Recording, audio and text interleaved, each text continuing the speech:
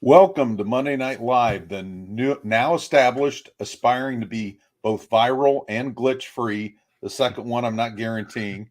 YouTube show from the staff at Inside Indy Sports. Here's the first glitch, and the Rivals Network. I'm Eric Hansen. He's Tyler James. Our recruiting writer Kyle Kelly is doing his recruiting thing. Tonight, Tyler and I will break down Notre Dame's 44-21 conquest of UNLV and spin it forward into what it means for the balance of the season. We'll also take your questions, and we're doing it as we did last week a little bit earlier in the show, but no whining. Yeah, that's right. No whining. But before we get to the no whining questions, we're going to have Eric share with us his 5 most important headlines for Marcus Freeman's press conference earlier Monday. So, Eric, what is your number one headline? Boy, there was a lot to pick from, and there was a couple I didn't get on the list, but I'm going to start with what I led my notes column with, and that was kind of the state of the Notre Dame wide receiver room.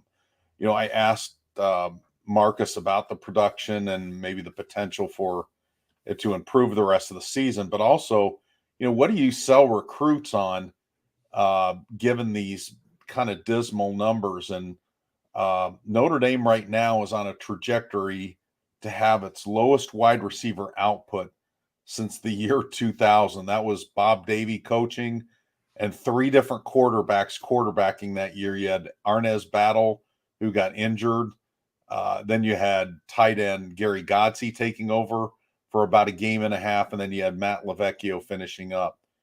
But, you know, Marcus, I think, has done a good job of selling what the future is based on the fact that he's got 3 top 150 recruits committed in the 2023 class.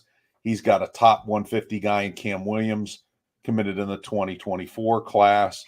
So, you know, he's saying there's no congruence with the current state of affairs. They're leaning into their strengths, which is their running game, their tight ends, their offensive line. But in the future, I think you still want all those elements. You just want to have really good wide receivers. You want to have dynamic wide receivers. And I think in the context of this season, you're starting to face defenses now that are going to have better matchups for your running game in the next 2 weeks with Syracuse and Clemson, with defenses that can maybe match your running game and have a better matchup for Michael Mayer and kind of force you to beat them with the wide receivers. So for me, that's really intriguing.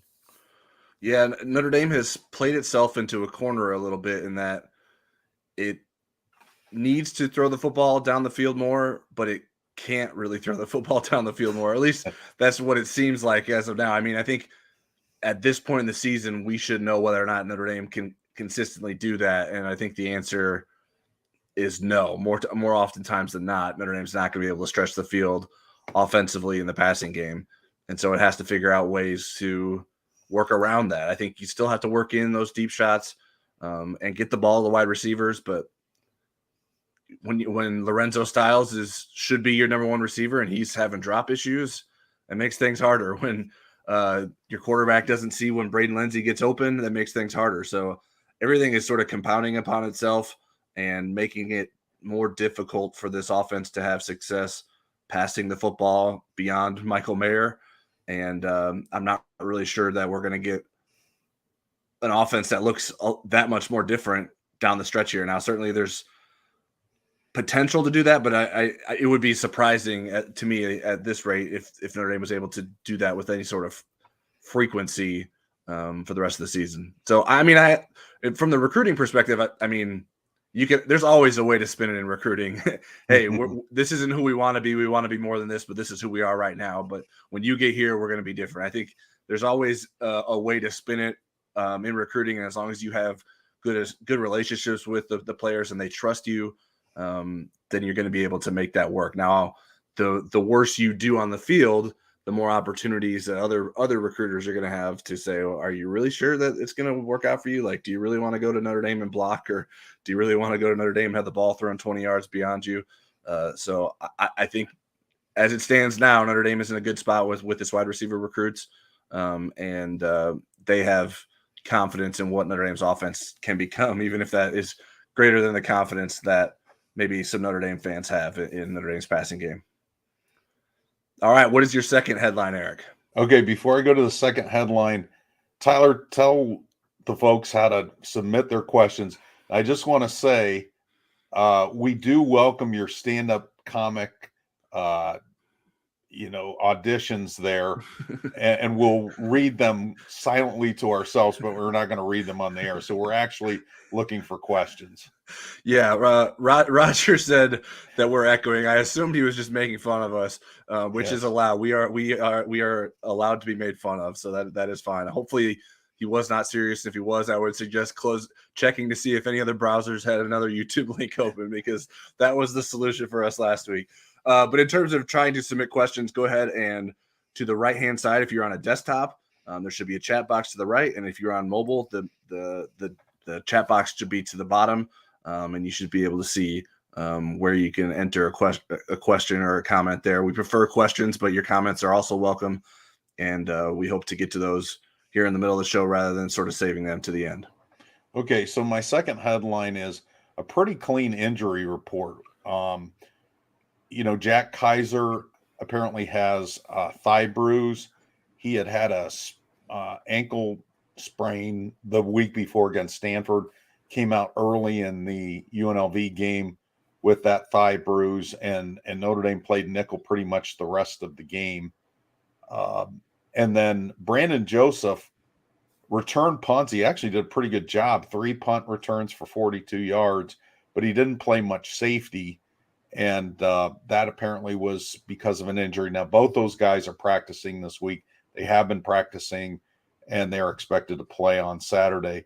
We didn't ask about Jaden Mickey, the backup cornerback who's missed a couple games in a row with a abductor strain, but I don't expect him to play this week. I'll ask about that on Thursday. So again, a pretty clean injury report. Yeah, that's certainly positive. Now, of course, Notre Dame has had seemingly weekly season-ending injuries on the practice field, which has been tough for Notre Dame. But to come out of the game, especially a game that you didn't need, shouldn't need to get all your guys beat up, to come out of that game relatively clean is good. I don't know what a nick means exactly for Brandon Joseph, but Marcus Freeman wasn't very concerned, so we didn't necessarily get a body part for that. But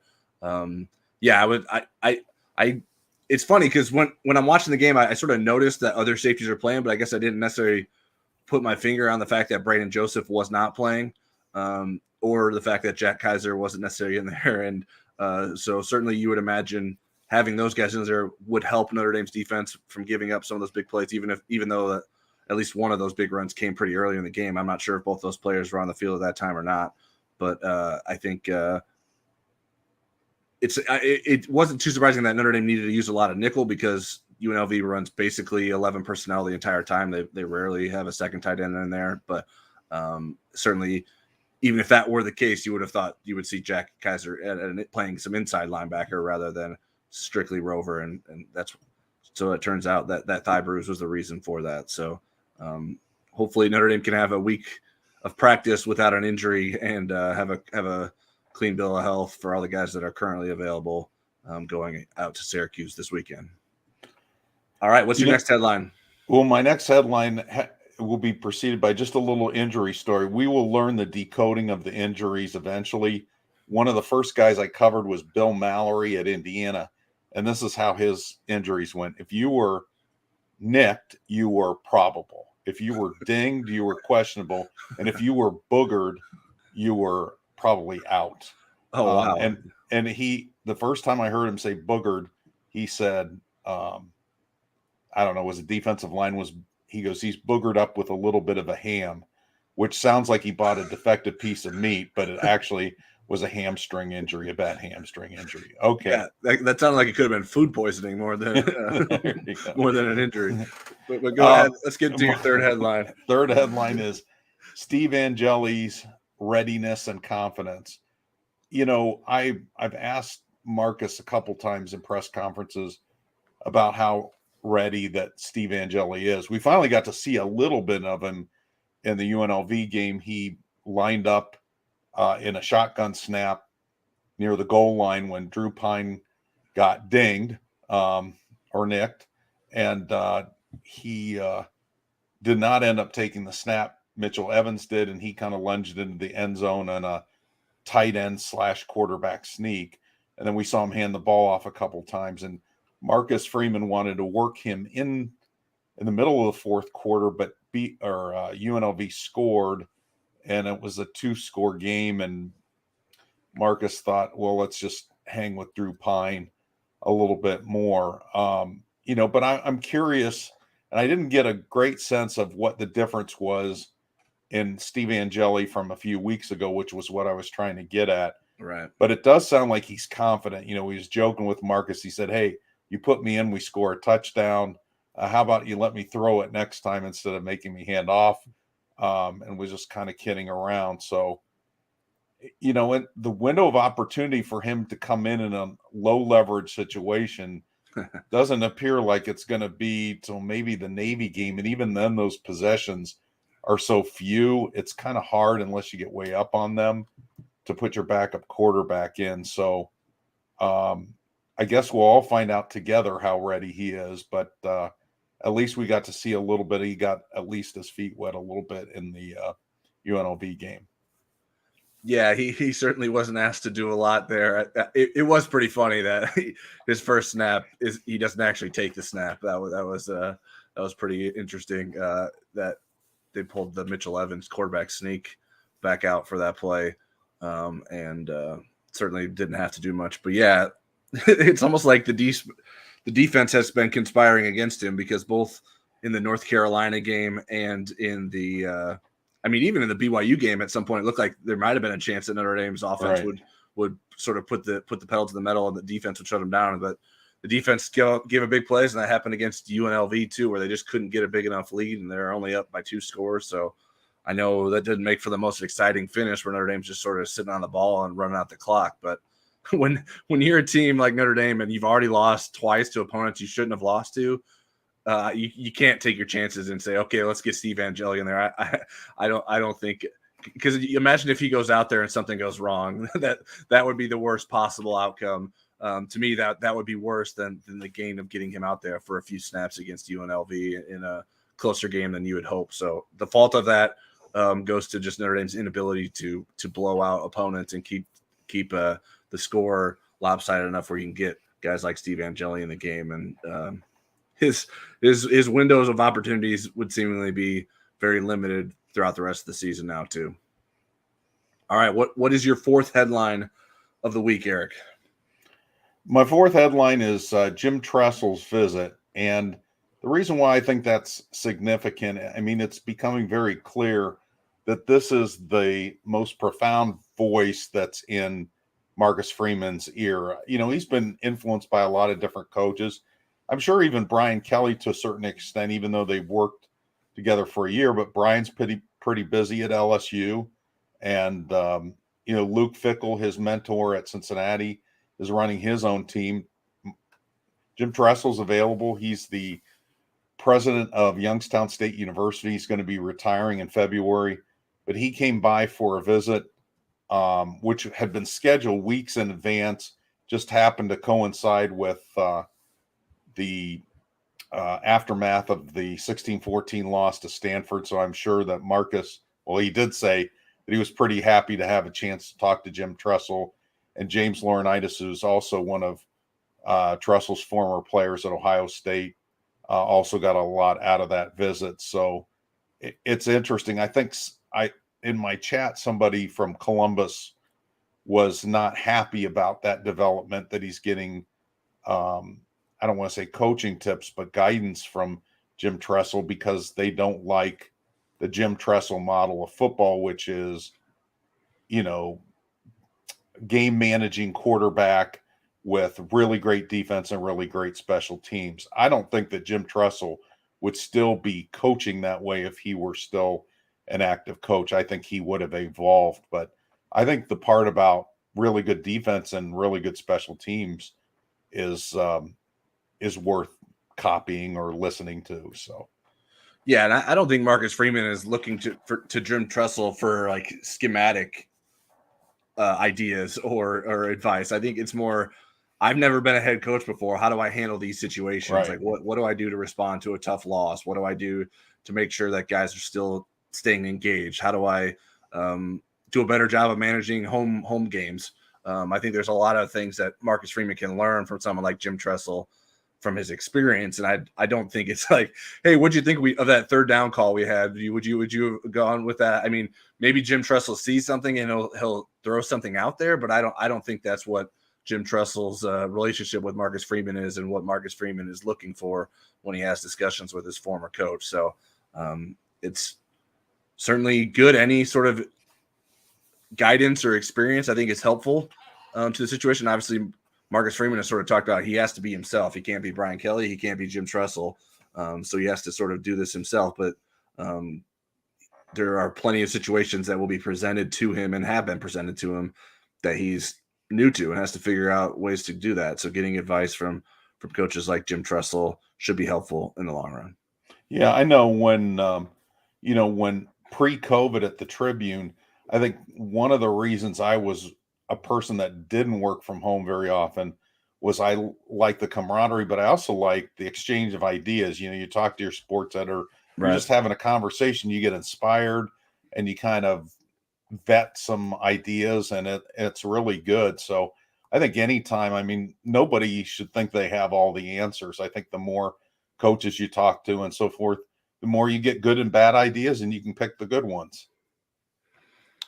All right, Eric, what is your fifth and final headline from today's Marcus Freeman press conference? Well, I'll tell you, there was a lot to pick from because there were a lot of Drew Pine questions and there were a lot of Audric Estime conversations, which I thought was interesting. But I ended up going with J.D. Bertrand's targeting dilemma. He almost got his third. Well, he actually did get flagged for targeting, and a completed pass in the replay booth overturned both those elements. They made it an incomplete pass and no targeting, which was a sigh of relief for Notre Dame because J.D. Bertrand is now the leading tackler on the team as he was last year. You also don't have a built-in backup in Bo Bauer anymore. Bo Bauer's out for the season. So you would really have to do some shuffling. And in that particular game, Jack Kaiser, who had filled in some when J.D. Bertrand was out, he was out himself with that thigh bruise. So you would have either had Junior Tuli Halamaka playing there, or you might have moved Marist over to middle linebacker and played Marist and Prince Colley together inside. But and by that time the game was out of reach. But you don't want it to be a squeaker. You want to have a nice, comfortable victory. And the thing that Marcus talked about today was, they do talk about this in practice. They try to get him to aim lower when he's tackling. There are a lot of built-in habits that he's had over the years, but it boils down to what makes J.D. Bertrand such a good physical football player is also what puts him in peril for getting targeting calls. So we'll see. But again, they have less of a margin for error in that area with Bo Bauer out for the year. Yeah, as soon as I saw that hit, I didn't even know for sure that it was J.D. Bertrand, but I knew it was J.D. Bertrand. I was like, oh, no, not again. So you sort of feel bad. Like, I'm not sure. Like, that it seemed unavoidable. I didn't think it was going to be overturned from my look at it. I mean, I didn't spend that much time watching more replays after seeing like the first one. I was like, oh, he's going to be ejected again. And fortunately for him, he was not. Some of those hits seem unavoidable, and I understand like wanting to try to get some of that out of the game, but some of it sort of comes with the game too. And so it's tough. It puts those defensive players in tough positions. And I would imagine he's learning, even though it might not always be showing in terms of the hits he's making about how to try to handle this. But sometimes in the moment, sort of your instincts kick in. You've been playing one way for most of your life. It's hard to sort of adjust that. So the good thing is he's staying healthy. That is important for Notre Dame, and he is a valuable linebacker in Notre Dame's defense, whether or not the message boards and social media feel that way. Al Golden was a bit miffed when we were asking him questions last week about some of the. He was surprised, yeah, too. Some of the criticism that J.D. Bertrand gets thrown his way, and I pointed out, he's like, what would people take issue with? And I said, well, you called him a fast linebacker, and people aren't going to like that. And sure enough, JD Bertrand helped save a touchdown on that 74-yard run. He tracked down that running back, and certainly he wasn't the fastest guy on the field, but he was able to track down a running back. And if a linebacker can do that, he's getting his job done. Now, certainly, I don't think you wanted him making the tackle that far down the field, but he showed the hustle and determination to make sure that guy didn't score. Obviously, it didn't end up mattering. Notre Dame still gave up a touchdown, but that could have saved Notre Dame from giving up some points because of the effort he showed on that play.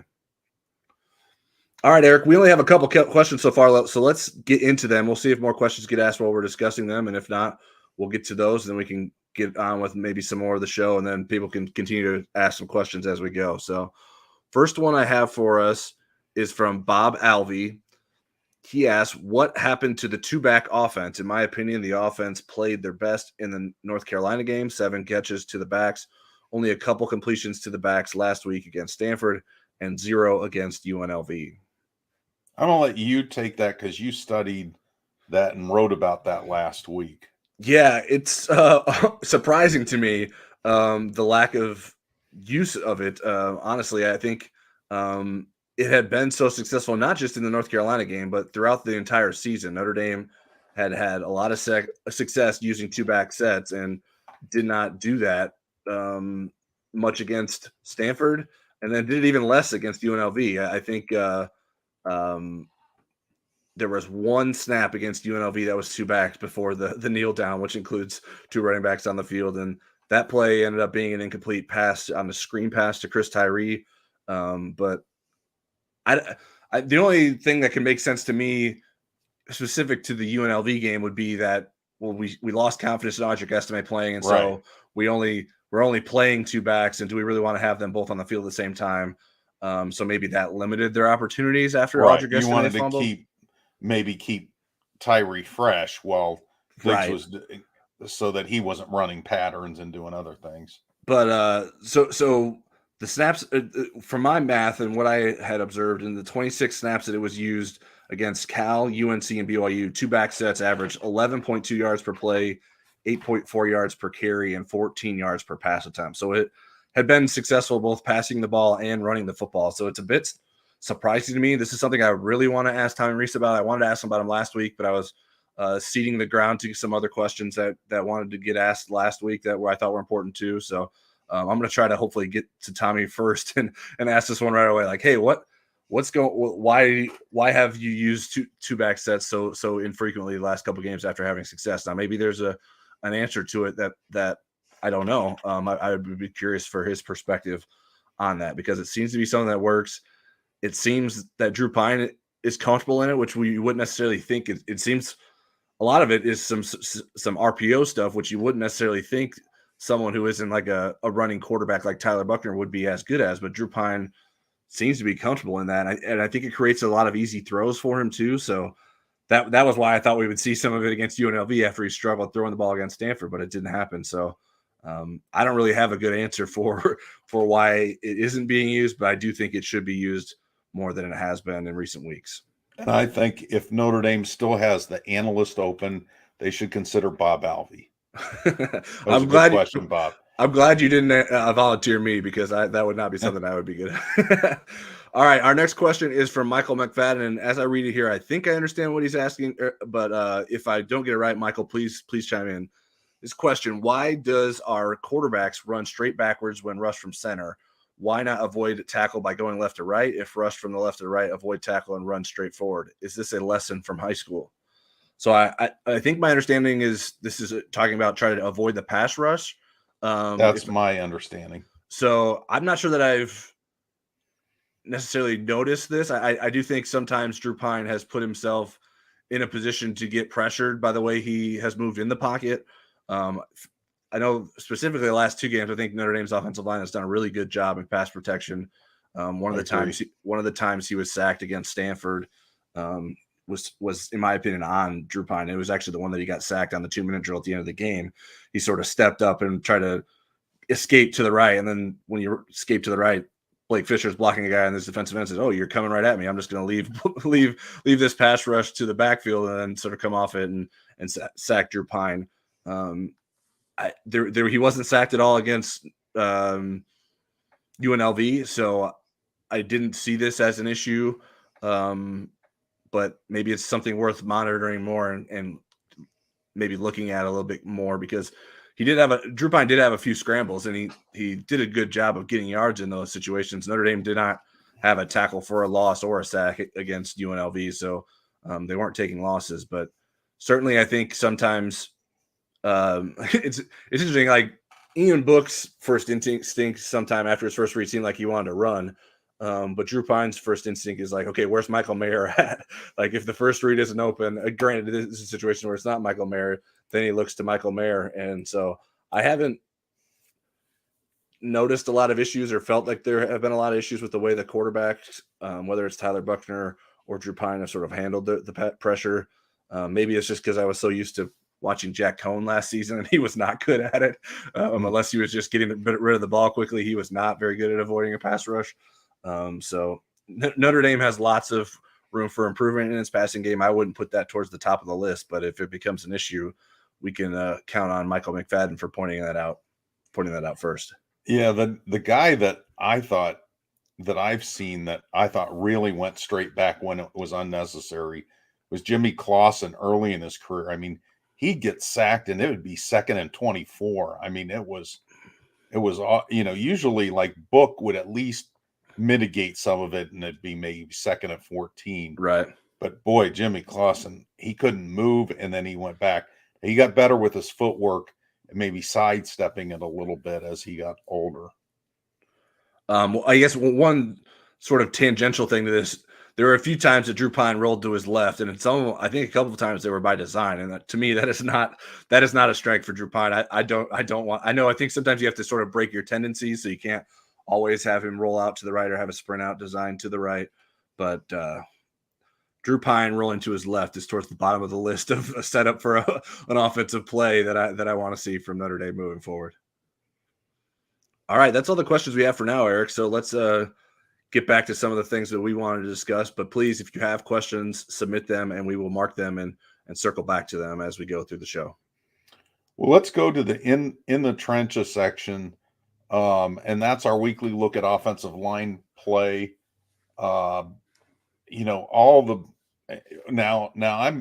I'm giving Pro Football Focus a little bit of a bad rap this week because they picked Isaiah Foskey as the 16th best defensive player for Notre Dame this week. And so I'm skeptical of anything else that they've reported. I think they must have had somebody's kid hack his dad's computer and change the grades around. But I thought maybe they thought Estime was Isaiah Foskey when he was on offense. Exactly.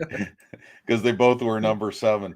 I thought the pass blocking, as you mentioned, was excellent. I thought the run blocking was pretty decent.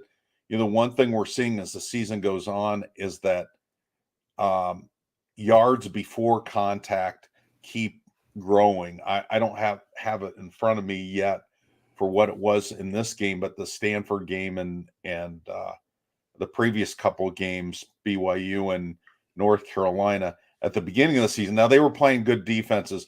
You can say all you want about Marshall, and they actually did win a big game Saturday against James Madison, but they're still one of the top 10 defenses in the country statistically, and they're a very good run defense. They're top 5. And in those games, Ohio State and Marshall, another top 10 defensive team in Ohio State, Notre Dame was getting hit at or behind the line of scrimmage too much. Now, some of that was those were really good defensive teams. Some of it is that the offensive line is really getting better. And I think we saw a lot of that on Saturday. We also saw Logan Diggs get a lot of yards after contact, which was pretty impressive. But I'm wondering, Tyler, in your estimation, how you would grade the offensive line. Yeah, I think they played really well. I mean, that's what Notre Dame should do against UNLV. So you don't want to give them too much praise, because that should be the expectation, or sort of what Notre Dame offensive line sort of calls the standard. That's how Notre Dame's offensive line should play against an opponent like UNLV. You want to see that continue to happen against better defenses. But like I mentioned before, Notre Dame didn't allow a sack, didn't allow a tackle for a loss. So that's a pretty good sign that you were controlling the line of scrimmage. Jerpine was pressured 3 times, and one of those, that was sort of the design of the play. They left a couple of, or at least one defender unblocked, and that defender was not fooled. So he just sort of rushed at Pine and created a pressure because of that. But so I don't think that's on Notre Dame's offensive line at all. Blake Fisher allowed a pressure on the screen pass that I mentioned. That was the one play they ran out of a 2-back set. And that threw off the timing of a screenplay to Chris Tyree that I think would have got a pretty good amount of yards, because it looked like he had some good blockers set up in front of him. And then the other pressure was Jarrett Patterson. He was asked to pull on a play action pass and just sort of misplayed the defender, which can be a little bit tricky because you're pulling, but you're not run blocking, you're pass blocking. So you sort of have to anticipate a little bit what the defender that's unblocked at first and then coming across the line of scrimmage is going to do. And so he sort of got fooled a little bit there. But those were the only 2 pressures that I thought the offensive line allowed. Pine threw one incompletion off of that, and then was able to scramble for a gain off that play action pressure. So I like what I'm seeing from Notre Dame's offensive line. Zeke Correll was a pretty obvious sort of weak point early in the season. I don't think he may still be the weakest point, but I don't know that he's like a glaring issue in the offense the way he was at the beginning of the season. Blake Fisher, I think, is continuing to play some of his best football that we've seen so far. So you sort of know what you're getting on the left side with Joe Alt and Jarrett Patterson, and Josh Luck's been pretty steady at the right guard position. So it's kind of baffling to see so much struggles in the passing game when the offensive line is doing just about everything it can to give Notre Dame's receivers and quarterback all the time it needs to sort of get the job done. So that, I think that only amplifies the issues in the passing game, because if it's not going to do well when it's not pressured, what's going to happen against some defenses that may be better at getting a pass rush against Notre Dame? Well, let's go to our bottom line, which is Notre Dame 44 and UNLV 21. And there were a lot of positive things that happened in this game. You had Notre Dame scoring 23 first quarter points. They had scored 6 all year and 6 games cumulative coming in. So that was positive. 2 block punts, both in the first quarter, both by Isaiah Foskey, no matter what Prince Colley tries to say. And he was protesting, thought he had gotten one of those. And so that gives Notre Dame 4 on the year. They're second in the country. We're tied for second in the country with 4. Isaiah Foskey became the first player in Notre Dame history, at least what they've been able to research, that blocked 2 punts in one game. Yeah, I've seen some people. Give me a second. There's in 1990 against Air Force, there were people that said someone blocked 2 punts, and it also seemed like it would happen in the first quarter. So I'm not sure why that didn't show up in the stats, and that there was even like a newspaper clip that showed that it happened, and I even found an AP story that mentioned it. So I'm not sure if that didn't show up for some reason. I'm rambling here while I'm trying to find it, but I'm going to stop talking as I continue. Well, I'll go ahead and give the rest of the punt block stuff. Okay. Foskey now has 4 in his career. He got his first one as a freshman at Stanford. I remember that one. I can't remember when the second one was, but he's got 4 in his career. And was there a Pitt? I think it was the Pitt. Was it the Pitt game out at Pitt? Maybe. Yeah, it maybe the really 2020 game. The one where they won by like 50 points, and right. The good quarterback didn't play. What's his name? Kenny Pickett. Right. Didn't play in that game. So yeah, Kenny Pickett didn't play, and Brandon, what's the kid's name that transferred to Brendan Clark. Brendan Clark played. So yeah, what a game that was. But while you're stumbling for names, I'll throw that Ryan Mihalko was the name of the player that supposedly had. There's a newspaper clip. I don't know if this is a South Bend Tribune story or not, but I saw an AP story that had the same. So I was going to mention that to Notre Dame's SID department, but I had not gotten a chance to do that yet. So if Paul is out there and he's like, wait a minute, I've blocked 2 punts in a game before. Ryan, you mean? or Ryan. Sorry, I think Paul was the person who tweeted it. That's why I mixed up the names. Paul's out there too. Ryan, we see you if you are being unnecessarily wrong for I having used the Notre Dame stat, because they had given it to us, but I was skeptical.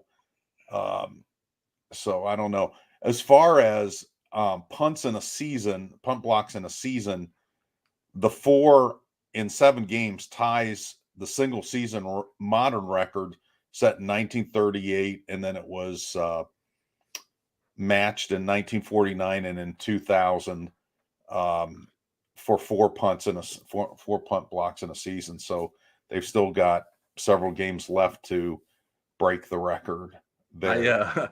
I'm not sure how closely he looked at it, but the first one, Foskey, he blocked it before the guy even punted it. Like it was his drop to his foot where he knocked the ball away. So that's how quickly he got it back there. The second time, he at least got to his foot first, but he did the exact same thing. He started on one side of the center, looped around the long snapper, and just ran straight in there unblocked. And that's not a good strategy, in my opinion. So there were some other good. Certainly, Michael Mayer had a heck of a half. 6 Your screen went dark. We I thought you were going to start telling ghost stories there for a second. It went dark because I hadn't touched my mouse. I guess I have to continue to touch my mouse. That's glitch number 2 today, but certainly it's better than the echo. So what was I talking about now? Oh, you're going to get to some of the other stats, I think. Yeah. Okay. So Logan Diggs, 28, career high 28 carries for a career high 130 yards. He was really good. Michael Mayer had a heck of a first half, 6 catches for 115 yards and a touchdown. Didn't have anything in the second half. But the offense really slowed down, and Drew Pine really got kind of skittish in that game, and that he was missing some wide open receivers again. He was 14 of 28 with an interception for 205 yards and then 2 touchdowns. And he is kind of plummeting in the pass efficiency and completion percentage, where just 2 games ago he was on an arc to break the single season record, which we knew there were a lot of games ahead. But I didn't imagine that he'd hit the dip against 2 teams so inferior defensively as Stanford and UNLV. So let's talk about that. What's going on, do you think, with Drew Pine? I mean, have we seen the best of him? Is this just typical yo-yo stuff in a first time starter? Well, I mean, I don't think that we're going to see better than what we saw against UNC and BYU necessarily. I'd be hard pressed to say, okay, there's a lot more out there for Drew Pine beyond that. I mean, just my belief in terms of his skill set and what is the best he can look in an offense, at least with these wide receivers. Although I still don't think he's even maximizing the receivers he has necessarily the last 2 games. But yeah, I mean, there's issues all over the place. He's not seeing guys go open. He's not holding. I think sometimes he's looking to Michael Mayer too early, and sort of not giving enough time to some of the other routes that are being run. And especially when you're getting such good pass protection, he's not in a hurry. I mean, that was even the thing with the 4th down pass to Jaden Thomas on the 2-minute drill against Stanford at the end of the game. He hurried up and threw a 6-yard pass on it when it was 4th and 7 or something like that. And there was no pressure around him. Like, he didn't have to throw that football then and there. And so I think he's in his head a little bit. Michael Mayer, I think, spoke to that a little bit. Like, hey, I can tell when he needs a pat on the butt. Like, hey, let's go, pick it up. We need better from you. You are better than what you're showing. We know that. We believe in you. So even though he's sort of an outwardly confident person, the guys around him have gotten the sense that he isn't as confident as he could be. Who knows what sort of impact the hit on him at the in the first half against UNLV played. He took a shot to the head.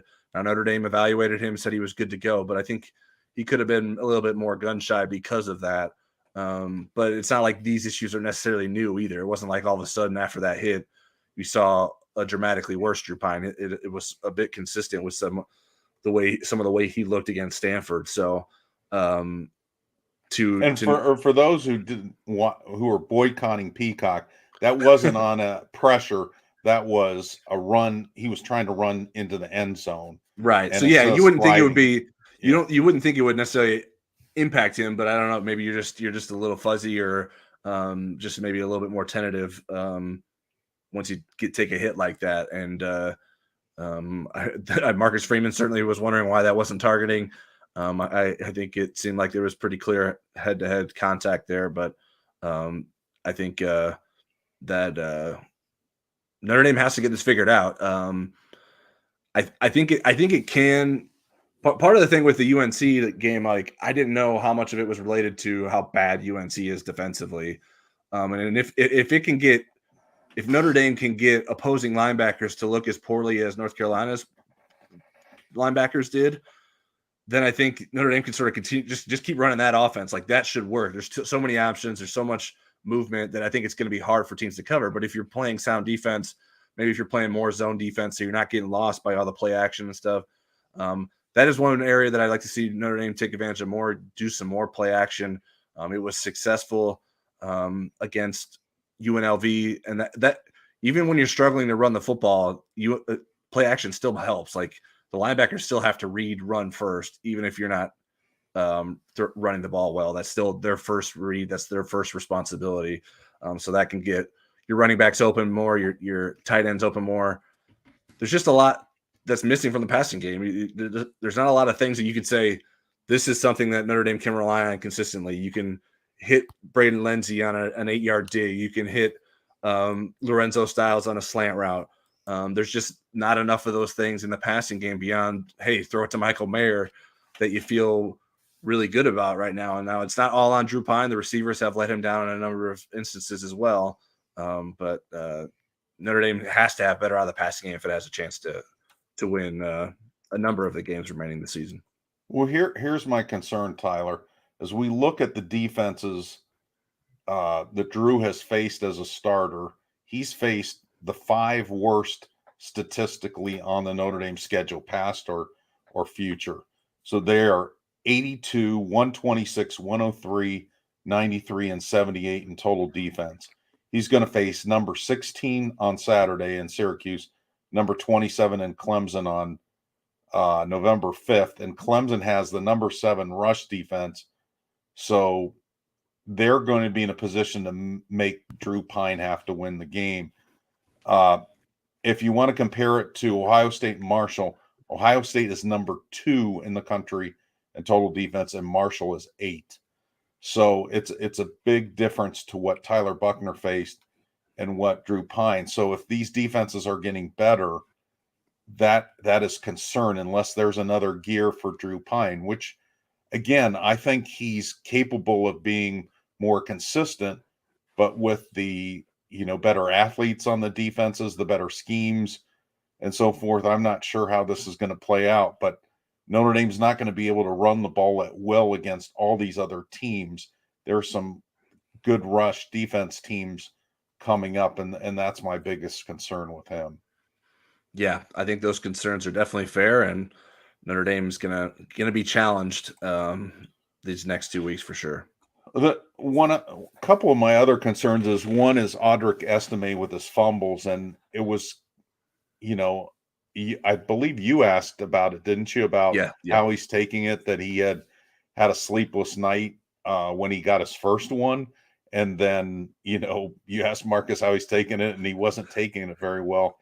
What's interesting with me, I didn't hear anything about mental performance, and Amber Selking was really good with stuff like that. And I remember back when Jonas Gray, I want to say it was in 2011, it was either in 2010 or 2011, had a fumbling problem. And he went and saw the team psychologist, and it really turned him around. I remember doing a story on that because it became a mental thing with him. And then he ended up being really, really good the rest of the season once they got that ironed out. So I'm curious what your thoughts are on the fumbling, and if you think that, it's just strictly a physical thing, or there's other components to it, perhaps.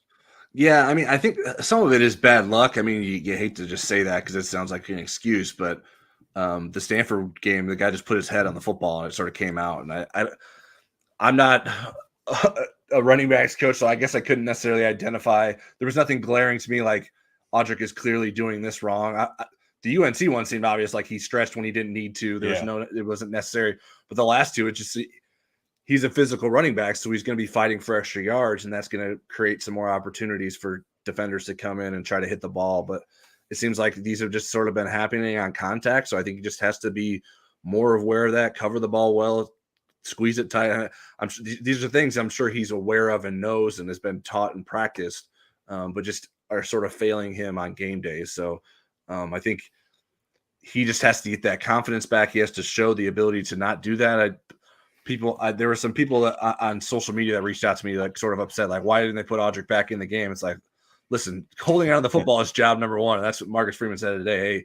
Hey, the running back's job is at the end of the play, give the ball to the running back. That's what we have to make sure that they do, because we can't afford for them to turn the football over. So I understood why he was benched, especially when you have two other running back options like Logan Diggs and Chris Tyree that you trust. Audric Estime is going to fall down the pecking order there, which is a shame because I think he's Notre Dame's best running back probably, if he's playing to his potential and not turning the football over, though Logan Diggs is making a compelling argument with the way he played last week. So in terms of the sports psychology, mental performance side of it, I'm not exactly sure how that's handled. I do know it seems like when we ask players questions about that, a lot of times they sort of refer back to Matt Balis. Like, this is a mindset, this is a mentality that we work on throughout the offseason. And so I don't know if they go to maybe Matt Balis for some help like that. We haven't really gotten good answers when we ask about what is being done to replace Amber Selking's role. So I don't have a good answer for that. So I think it can be a mental thing and something he has to move beyond. And you hope that he can get through that because he has plenty of talent outside of that. Right. And as a reminder, we'll probably circle back and get some questions. So keep asking them. We did some questions earlier in the show, and we'll probably do some, unless you want to hear Tyler talk more. If you want to hear Tyler talk more, don't ask questions. Hey, well, that doesn't make sense. I have to read the question, so I'm going to talk either way. They're just not my words. But I do have one more here that we can get to at some point, at least for now. But we can see if a couple more come in and circle back to them. One other concern I had in the UNLV game, I thought the defense played fairly well overall. They're up to 30th in the country in total defense, which is starting to get into that zone where you want to be. They've improved in a couple of areas. Especially without having much from Jack Kaiser and Brandon Joseph, who've been two of their more consistent players. Where I was concerned about the defense is UNLV was playing without Doug Brumfeld, their number one quarterback, and he's a dual threat guy, which would have gotten them ready for the Syracuse game. They were also without their number one running back, Aiden Robbins, who had almost 600 yards rushing coming into that game. And the little running back, his name is escaping me, but it won't for long. Courtney Reese. Reese. Courtney Reese, not Tommy Reese, but Courtney Reese, had two big, long, gashing runs against them. Really, they did a good job of holding the other two quarterbacks down in their passing. Cameron Friel, who was the Mountain West Conference Freshman of the Year last year, he started, I think, 8 games. Harrison Bailey, the Tennessee transfer. Right. They held those guys down pretty well, but those two long runs were a little bit disturbing. The fact that Notre Dame really has trouble still generating turnovers, although they did get one on that Clarence Lewis strip, which was really impressive. And they're not a very good team on red zone defense. They're almost at the bottom of the pack. I think they're 5 from the bottom in red zone defense. So those are the concerning things as you go into a Syracuse game, which is going to have a dual threat quarterback in Garrett Schrader, who's really one of the better ones in the country. And then I have no idea why in the Clemson game that Syracuse's running back, Sean Tucker, who is elite, got 5 carries. I didn't see the entirety of that game because it overlapped the Notre Dame game. But when I saw the stats, I was just stunned. And apparently it wasn't injury related. Yeah, Marcus Freeman didn't seem to have a good explanation and seemed hopeful that he would get an answer. And then realized he's like, they're not going to tell us why he didn't play. So because he probably wouldn't tell us if we were asking a similar question about Notre Dame's running backs. But yeah, that was surprising. But yeah, Syracuse presents a number of problems for Notre Dame that the defense is going to have to step up. I feel like I've been among the leaders of hey, these defensive problems aren't that big of a deal. They're just sort of blips here or there, but I think the concern continues to grow for me. I think some of it I think is related to sort of the health of the defense. I think they keep losing guys and not having the consistency and trying to figure out new rotations, but they have to settle in here and they're going to need to play 2 of their best games these next 2 weeks if Notre Dame's going to have a chance of winning, because both of those offenses can stress you. And Notre Dame's issues have sort of been repeated throughout the season on defense. They're not good in the red zone. They give up quarterback scrambles. They give up big runs. They can be susceptible to passes as well. So they have to really put forward a good effort, and I think they're capable of it. That's, I guess, the thing. Now, if Isaiah Foskey's playing the way he played against UNLV, I think that changes a lot, even though Notre Dame still gave up 21 points. But he needs to be a difference maker for this defense as a pass rusher. You're not getting that kind of pass rush from Riley Mills very frequently. Howard Cross was giving you that sometimes. Jason Adamola will give that sometimes, and then Justin Adamola as well. But Isaiah Foskey's the sort of the difference maker in Notre Dame's front 7, and when he's disrupting the quarterback, that can make a world of a difference. So that's a good sign how he played against UNLV, but also he's going to be playing against much better offensive tackles than he did play against this past Saturday. Now, Justin Adamola has done a great job, but do you think Foskey needs to play more? Do you think that split? Yes, yeah, because you especially in pass rush situations, you can play both of them, play Justin and Isaiah, and they do. So I'm not really sure why Isaiah Foskey hasn't played as much in the previous games. That wasn't necessarily an issue against UNLV, but BYU and Stanford, he wasn't out there as much as you would think. And so I even tried to ask him about what he thought about the way he played this season after the UNLV game. And he just sort of said, well, I played better today, or said, I really liked how I played today. Yeah. He sort of avoided that totally. So I think he's probably aware and not pleased with the way he's played in some of the games. At least that's my read of the situation.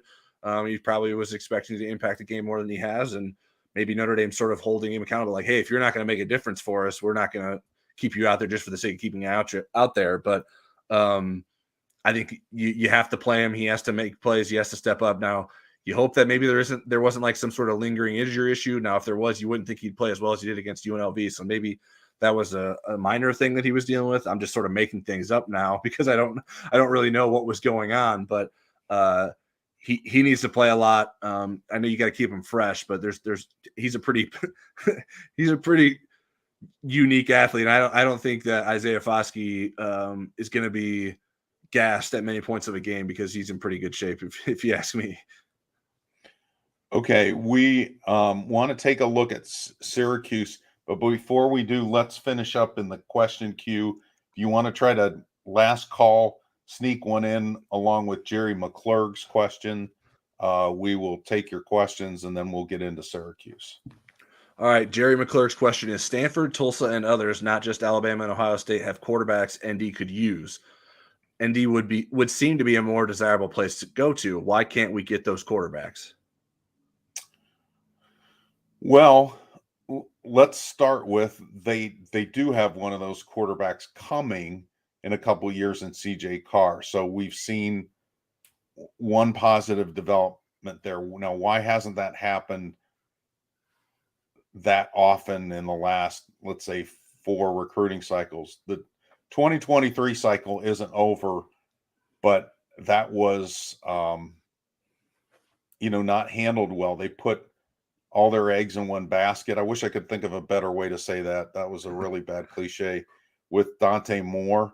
And they shoot off a couple of good quarterbacks. I don't know how willing Christopher Vizina, who ended up committing to Clemson, if he would have ultimately, if it came down to Clemson and Notre Dame, if he would ultimately pick Notre Dame.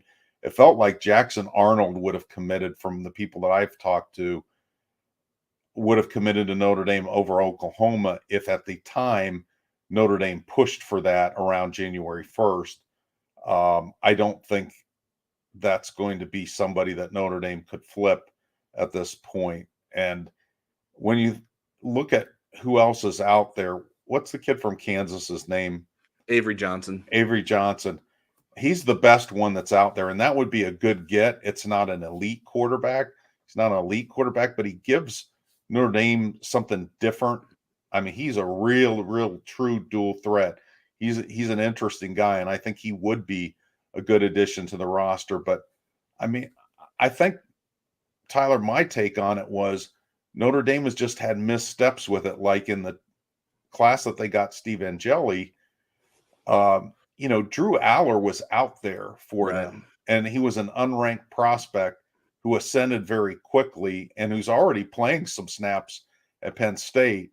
And I think he is the better of those two quarterback prospects. Notre Dame waited too long to really push for him, and by then he was engrossed in Penn State. You were handling recruiting before that, so why don't maybe you can illuminate us on what happened in the cycles just prior to the Steve Angeli, Drew Aller cycle. Yeah, well, I mean, to use Tanner McKee as an example, that's the 2018 class. And do you remember who the 2018 quarterback was for Notre Dame, Eric? Okay, it wasn't Tyler Buckner. Would have been 2020, right? Correct. Okay, so it wasn't the kid at Old Dominion, Brendan Clark. No, it was Phil. I'll stop. It's Phil Dracovic. Okay. So certainly, we thought Notre Dame had a pretty good quarterback in that class. Things didn't work out. I think quarterback development has something to do with this too, and quarterback management. Phil Dracovic didn't want to continue to sit behind Ian Book, and Notre Dame rode Ian Book for as long as it could, and didn't handle its quarterbacks behind him very well. So I think that created a little bit of a bubble behind Ian Book and left this sort of gap that was filled temporarily by Jack Cohn. And then Tyler Buckner was supposed to be the next big thing.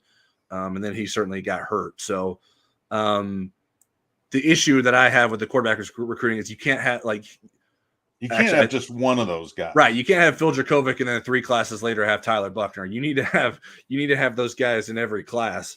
And Notre Dame has struggled to do that. Now I know it's hard, but the top programs in the country do that. Clemson has 5 stars coming every year. I guess to circle back to Tanner McKee, he was sort of committing to a different Stanford program back in 2018 than what the Stanford program has become as of late.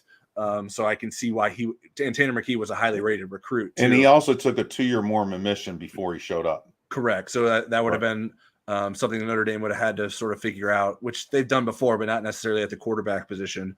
But I'm not sure that Jerry is being like specific to why didn't we get Tanner McKee. I think he's just using that as an example. Right. But so Notre Dame can get those guys. They have to put the work in. They have to do a better job in recruiting top-notch guys on a consistent basis. And certainly evaluation is coming into question a little bit. It's not fair because Tyler Buckner hasn't been able to show himself because of injury, but Notre Dame opted to choose him over JJ McCarthy in that class. And JJ McCarthy never got an offer. And he told Carter Carls back when we were working at the South Bend Tribune that if they wanted to talk about an offer, he'd start running from his home in the Chicagoland area to get to Notre Dame's campus. So, and JJ McCarthy's having a heck of a season up at Michigan. So it's worth wondering why Notre Dame hasn't been able to consistently get those level of quarterbacks. Now, I understand like Tommy Rees has it within his right to say, hey, I like Tyler Buckner better than JJ McCarthy. That whether or not he was right or wrong there, I don't know that we necessarily have that answer yet. But I think that leaves them in a spot where they are in. They like Drew Pine. They took him early. Should they have taken a second quarterback in that class? I think it's really hard to take two quarterbacks. I think that only makes the issue more difficult. You have to be really good at sort of managing the quarterback room to take two quarterbacks in one class. So the Brendan Clark class looms large in terms of they probably should have done a better job in that class. I think Tyrese that was the one that McNamara decommitted from, right? Right, Cade McNamara, who's also at Michigan. So CJ Carr's not. A bunch of what ifs, yeah. But CJ Carr is committed to Notre Dame. So it's a consistent effort. It needs to be done on a yearly basis. I think Notre Dame maybe zeroes in on a guy it likes early in this cycle, maybe too early in the cycle, and sort of puts that person above the others, and then maybe puts itself in a bad position if that recruit doesn't want to come to Notre Dame. Now, the Dante Moore thing is difficult. They felt confident that he was going to come to Notre Dame, and he didn't, and they probably shouldn't have pulled off the gas on some of the other quarterbacks they were recruiting. But I also don't necessarily believe those that are insistent that those other quarterbacks would have committed to Notre Dame if Notre Dame would have continued to recruiting them, because I think Jackson Arnold was going to really like Oklahoma once Jeff Lebby was on that staff there, and Christopher Vizina at Clemson. He grew up liking Clemson, so that was going to be a tough pull too. Now, if Notre Dame gets in there earlier and maybe wins that battle early, then it's a different story. But it thought it was going to win the Dante Moore battle, and that backfired on them. So we will see what Notre Dame does this offseason, whether or not it entertains. I think it has to at least entertain bringing in a transfer quarterback, but trying to find the right fit is difficult because your best bet at finding a really good quarterback in the transfer portal is bringing in a guy that you think can play right away. And I don't know if Notre Dame wants to do that. I think it has to be open to do that, though, given the uncertainty with Tyler Buckner's injury history. And then if Drew Pine doesn't finish this season on a high note, then you certainly feel like you need a quarterback to take the next step sooner rather than later, with Marcus Freeman leading this program. Okay, let's take a quick look at Syracuse before we have Tyler take us home. I'll want to remind you of a couple of programming things before I talk about Syracuse. One is our podcast will be out tomorrow, so be looking for that. Wednesday is a live chat, and Kyle Friday will have his members-only recruiting chat in the Insider Lounge. As far as Syracuse goes, again, I'm going to watch the entirety of the game. They were up at halftime, I believe 21-10, lost 27-21. They were really different than the team that had played earlier from a defensive standpoint. They had been a strong rush defense all year, and not a bad pass defense, but not the suffocating pass defense. In the Clemson game, they were opposite. They gave DJU a really tough time. Do you want to say the last name for me? Uyunglele. Has 2020 been too long? You can't remember how to say it from back then? I just know I would have butchered. That would have been glitch number 3. They did a really good job against him, but Will Shipley ran all over them. I think he had 172 yards. So that was kind of surprising. Now, Syracuse hadn't really been tested by even a kind of competent running team. They had played good teams. They played Purdue, but Purdue throws the ball all over the place. They don't run the ball very much. Right. And so they weren't tested in that. Purdue gave them a really good game. But, they played Clemson tough, didn't come out of it with the victory. And now Clemson pretty much has a lock on that division title because they've only have a couple of conference games left, and they have the tiebreaker over Wake Forest and Syracuse, the two good teams in that division. Syracuse offensively, they're pretty good balance. Garrett Schrader gives them that balance, and he was a leading rusher because Tucker only carried it 5 times, but he was the leading rusher in that game. They're a good pass efficiency team. They're top 15 in pass efficiency. That's a number that you like to see if you're a Syracuse fan. They're really good in the red zone. They're really good about not turning the ball over. And I would say where Notre Dame has an advantage offensively is Notre Dame's offensive line is far superior to what Syracuse has played this year. And Syracuse just had a rough time with the Clemson defensive front. From a defensive standpoint, as I mentioned earlier, Syracuse is number 16 in the country in total defense, number 6 in scoring defense, number 19 in pass efficiency defense. So they're going to be difficult to throw against. They're hard to score in the red zone. They turn you over on defense. And, pretty decent pass rush. They're pretty comparable in terms of sacks and tackles for loss to Notre Dame. So this is going to be a real test for Notre Dame. Marcus Freeman said something to the effect of today, we're going to find out how good we are these next couple weeks. And I do not think Syracuse is overrated from a special team standpoint. They're pretty average on special teams other than kickoff returns. They're number 6 in the country. We'll see how good they are at protecting their punter. And do they still have the same kicker that kicked the field goal in the 2018 game? I think they do. I think they do. Andre Schmidt, he was really good back then. And I don't know that he's been as good since then. But he famously, when Syracuse was getting shut out in 2018, kicked a field goal in Yankee Stadium to make sure that they weren't getting shut out. And Dino Babers was given a hard time for kicking that field goal. And it's kind of hard to believe that he's still on that team, but he sure is. It's funny because he came there with that reputation of, the Art Briles offense and throwing it all over the yard. And now Syracuse, I would say, is probably known more for their defense the last couple of years. Well, all right. That is a pretty good preview of Syracuse. I will be headed to I think it's the JM. Very good. It was a superb Syracuse preview. I will be heading out to JMA. I believe it's JMA Wireless or something like that. The artist formerly known as the Carrier Dome on Saturday for a noon kickoff on ABC. But thank you, everyone, for tuning in live or watching this on replay. Please subscribe and sign up for reminders. Hit the notification button so you can be notified when we set up future live shows. As always, we will be back here on Monday to review the Syracuse game. We'll be back here on Friday, not live, but still on YouTube for our Place Your Bets predictions.